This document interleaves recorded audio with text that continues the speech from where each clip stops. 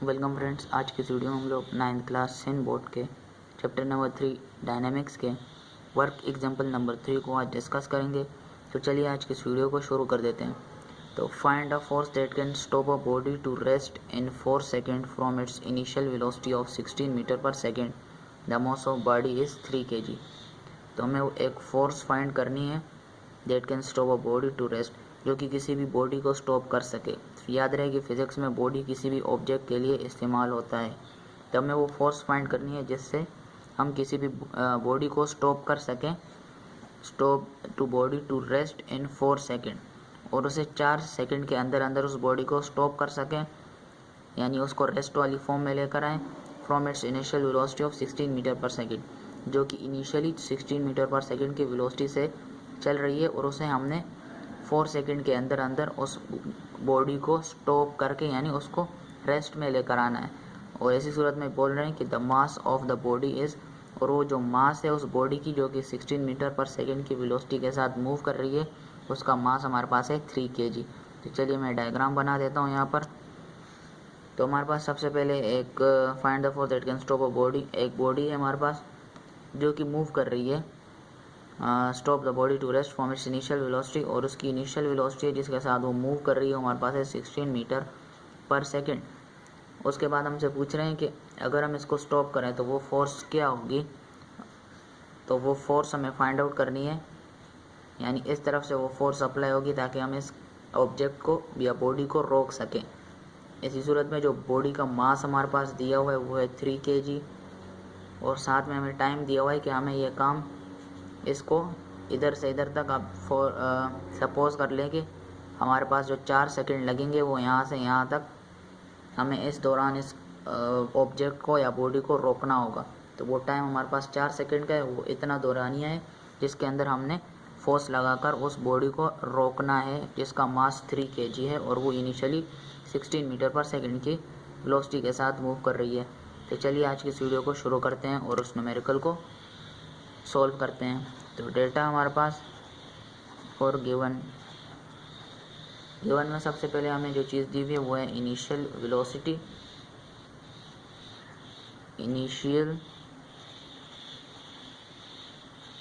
Velocity, जिसे हम कहते हैं v और i, जो कि हमारे पास है 16 मीटर पर सेकेंड।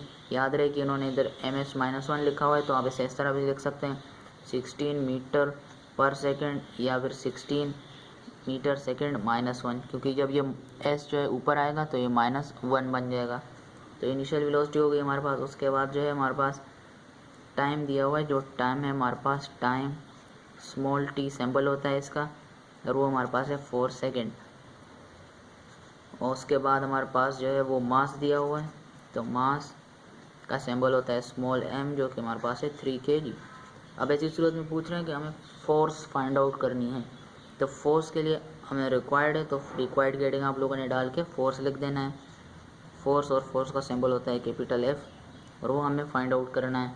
तो चलिए आज किस न्यूमेरिकल को अभी सॉल्व करते हैं, फोर्स को फाइंड आउट करते हैं। तो सोल्यूशन की हेडिंग डाल देंगे सबसे पहले सॉल्यूशन। तो अब फोर्स को फाइंड आउट करने के लिए हमारे पास जो फोर्स का फॉर्मूला होता है वो हमारे पास है F = ma। यहाँ पर फोर्स है और मास है और a एक्सीलरेशन है। तो एक्सीलरेशन हमारे पास नहीं है और मास हमारे पास गिवन है। तो अगर हम इसको सॉल्व करना चाहेंगे तो फोर्स तो चलिए हमें फाइंड आउट करनी है, और मास हमारे पास गिवन है, लेकिन एक्सीलरेशन हमारे पास गिवन नहीं है। तो सबसे पहले हमें एक्सीलरेशन को फाइंड आउट करना होगा, तभी हम इसको सॉल्व कर सकते हैं। तो इसको हम एक इक्वेशन 1 का नाम दे देंगे, क्योंकि यहाँ पर हम इसको सॉल्व नहीं कर सकते। इसको हमने बाद में एक्सीलरेशन की वैल्यू जब निकलेगी तो हम इसको इक्वेशन 1 में पुट करके सॉल्व कर लेंगे। तो चलिए सबसे पहले हमें एक्सीलरेशन फाइंड आउट करना है, तो हम लिख देंगे टू फाइंड ए। तो एक्सीलरेशन का फॉर्मूला क्या होता है, जो कि मैंने आपको चैप्टर नंबर 2 में बताया था कि एक्सीलरेशन का हमारे पास जो फॉर्मूला होता है वो है एक्सीलरेशन = vf - vi/t। तो चलिए अब इस वैल्यूज़ को पुट करते हैं। तो एक्सीलरेशन हमें फाइंड आउट करना है। फाइनल वेलोसिटी हमारे पास कौन सी गिवन थी, याद रहे कि इनिशियल हमारे पास कितनी थी 16 थी, तो फाइनल वेलोसिटी क्या होगी हमारे पास, फाइनल वेलोसिटी हमारे पास हो जाएगी 0। इसे भी आपने गिवन में लिख देना है, फाइनल वेलोसिटी जिसे हम कहेंगे VF, जो कि हमारे पास हो जाएगी 0 मीटर पर सेकेंड। याद रहे कि चैप्टर 2 में भी इस तरह के न्यूमेरिकल थे, इनिशियल और फाइनल। तो उनमें क्या होता था कि जब इनिशियल हमारे पास गिवन होती थी और अगर फाइनल ना पूछी जाए तो फाइनल 0 हो जाती थी, और अगर फाइनल गिवन हो और इनिशियल भी पूछी नहीं गई हो कि इनिशियल फाइंड आउट करें तो इनिशियल फिर 0 हो जाती थी। तो इस तरह से यहाँ पर भी कोई फाइनल वेलोसिटी ना पूछी गई है और क्योंकि इनिशियल गिवन है तो फाइनल भी 0 हो जाएगी, तो इसीलिए हमने यहाँ पर 0 लिख दिया है। और याद रहे कि इस तरह के न्यूमेरिकल्स होते हैं तो उनमें आपने खुद दिमाग लगाना होता है कि फोर्स है तो फोर्स के बाद मास और एक्सीलरेशन है, तो एक्सीलरेशन फाइंड आउट करना है तो नहीं है, तो इसी फॉर्मूले से ही सॉल्व हो सकता है। तब यही चीज़ें गिवन होंगी तो तभी आप इसको कर सकते हैं। तो ये आपने खुद सोचना होता है कि अब क्या होना चाहिए क्या नहीं होना चाहिए। तब तक हमें जो था डेटा वो सही था, लेकिन उसके बाद हमारे पास एक्सीलरेशन नहीं था, तो उसे हमने इस डेटा के थ्रू एक्सीलरेशन निकालना होगा। तो उसके लिए हमने बेहतरीन सेटिंग कर दी है कि फाइनल वेलोसिटी भी 0 होगी, क्योंकि इनिशियल इतनी थी तो फाइनल 0 हो जाती है। तो चलिए मैं यहाँ पर वैल्यूज पुट करता हूँ। तो फाइनल वेलोसिटी मेरे पास है 0 और इनिशियल मेरे पास है 16, बीच में माइनस जो है वो फॉर्मूले का लगा दिया है, और इनिशियल है 16 डिवाइडेड बाय टाइम हमारे पास है 4 सेकेंड।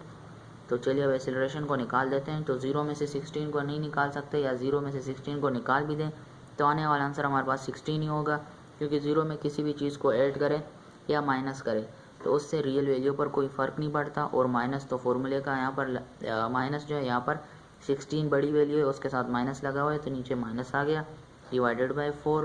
तो ऐसी सूरत में हमारे पास एक्सीलरेशन की वैल्यू आ जाएगी 16 डिवाइडेड बाय 4। जब आप करेंगे 16 डिवाइडेड बाय 4 तो आने वाला आंसर हमारे पास होगा 4, और 4 के साथ माइनस लगेगा क्योंकि ऊपर डिवाइड में माइनस है, और एक्सीलरेशन का यूनिट होता है मीटर पर सेकेंड स्क्वायर।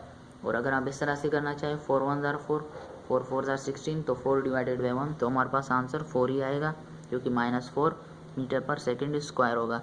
और अगर आपको इसका यूनिट को फाइंड आउट करने में कोई मसला आ रहा है तो ऊपर हमारे पास वेलोसिटीज़ थी, तो वेलोसिटीज़ का यूनिट क्या होता है मीटर पर सेकेंड। यहाँ चले मैं यहाँ पर लिख देता हूँ, ऊपर वेलोसिटीज़ है तो वेलोसिटीज़ का यूनिट होता है हमारे पास मीटर पर सेकेंड। उसके बाद हमारे पास टाइम है और टाइम का यूनिट भी होता है सेकेंड।